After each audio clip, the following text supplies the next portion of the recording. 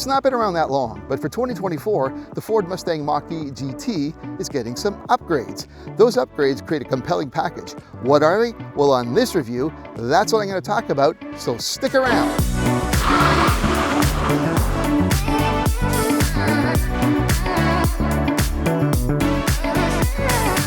I mentioned off the top that this is an improved vehicle in only about a model year or so. So why is that? Well, the original Mach-E GT, which I reviewed initially January of 23, so it's only been about a year and a half. The biggest difference is they now have gone in-house with their rear motor. It's actually the same rear motor that is on the F-150 Lightning, and it wasn't on the original Mach-E GT.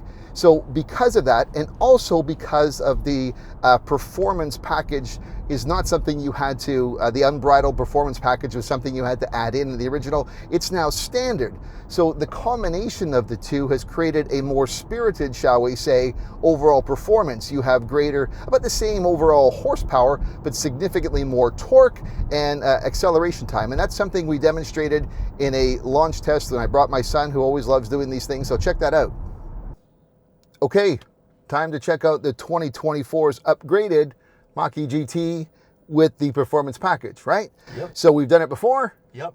Now this one we've upped the same horsepower. It's still 480 horsepower, but because of the improvements, we're now up to 700 pound-feet of torque, and we've now gone to a 0 to 60 time of 3.3, and 0 to 100 is in that range as well.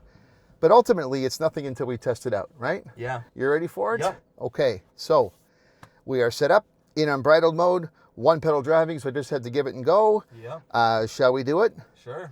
Well, you know what you need to do. 3, 2, 1, go. Boom! Oh my. That's insane. That's actually pretty good, man. That is wild.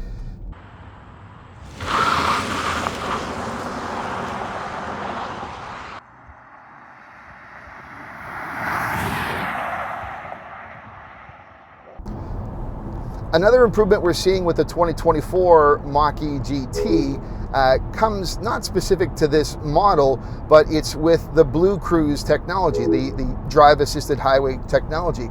We're now with Ford into version 1.3, and there are some improvements that did not exist when I first drove it a year and a half ago.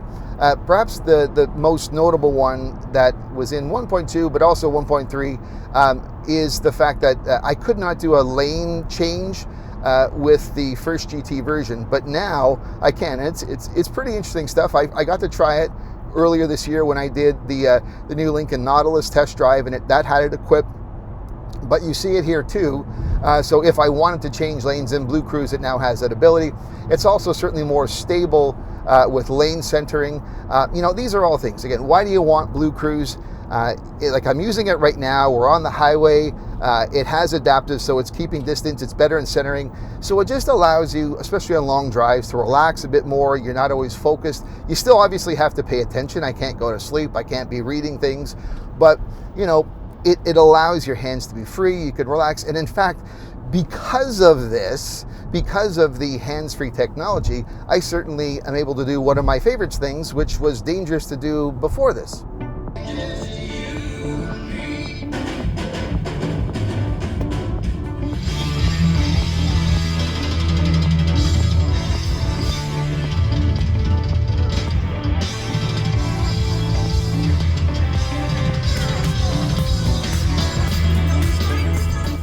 I mean, come on, air drumming while driving, it's awesome. I kind of like it when some people look over going, what's this dude doing? And I just point to that Blue Cruise and they go, ah, right, awesome, there you go. Come on, air drumming, who doesn't love that when you're driving on the highway? Another change we're seeing in 2024 to the Mach-E GT is the availability of color, specifically this one that I'm driving. It's almost kind of like their signature new color. It is green, it's quite green. They call it Eruption Green, but I like this color. And a lot of the tester units that journalists have been having also come with the bronze appearance package. So you see that bronze on the front grille, and you see it on the wheels. It really, I don't know, if you love green as a color, you'll love this. And it can be a bit polarizing, but I think it's really sharp. One way I usually gauge overall public sentiment is from my driveway. Usually when I pull a vehicle in each week, my neighbors all know what I do, and I kind of watch reactions as people walk by. And I'd say within 15 minutes, I probably had about 3 or 4 neighbors just stop and go, whoa, what is this thing? I could tell, and I had a couple requests to be in it. So I think the color really has a big part of it. And I really like it. Eruption Green is what it's called. There aren't too many changes to the interior. The only thing really of note is that the GT comes standard now with these performance-oriented seats. They're almost kind of like the Recaro type of seat. It's got a little more bolstered support. It's only in one color. You don't have a variety of color combinations, which is a little disappointing. The bronze appearance package would work really sweet if you could put them in the seat belts, kind of like Polestar does, with their performance-oriented products, that gold sort of thing. But it's pretty basic on the interior. This mid-cycle refresh really is just more about the dual motor and the enhancement in performance. There is another significant change from when I first reviewed this a year and a half ago to now, and in some respects, even though this is a performance-oriented, we want to talk about how quick it is, that's better, it might be the most important change of all, and that is the price has come down, and not just a little bit, it's come down significantly. In Canada, from what I first recall, we're looking at an almost $10,000 drop. I'll put the numbers up, especially in the US as well. Now, this is coming from a variety of reasons. I mean, obviously, as we continue to produce and prices come down naturally, but Tesla has also put pressures downward on electric vehicles, so Ford had to respond. But the fact that you're getting something that has more overall, performance, it's got greater power and other benefits, but at a significantly less price, I mean, that to me might be one of the biggest and best changes of all.